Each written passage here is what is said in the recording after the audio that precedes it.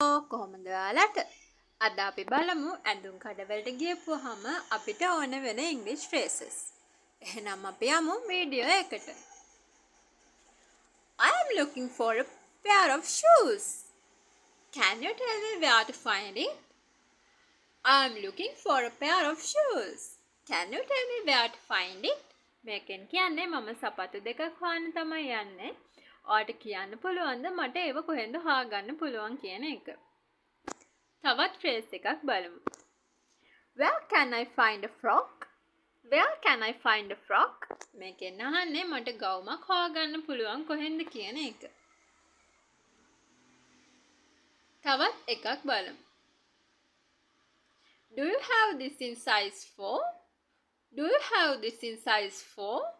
මේකෙන් අහන්නේ අපි එක shoe size එකක් හරි මොකක් හරි ගවුම් එක size එකක් හරි පෙන්නලා මේකේ size 4 තියනවාද කියලා අහන එක. තවත් phrase එකක් බලමු. Do you have this in red? Do you have this in red?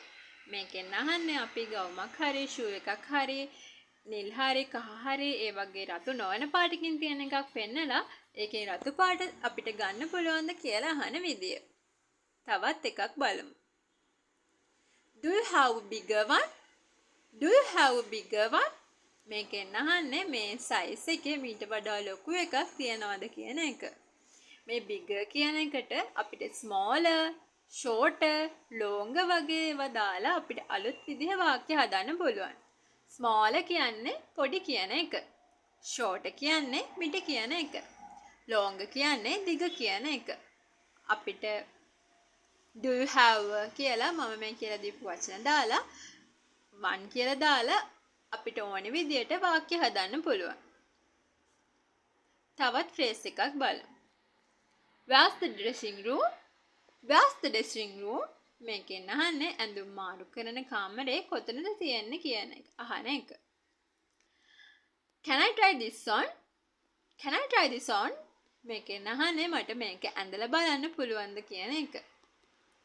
තවත් phrases කිහිපයක් බලමු. It fits. It fits.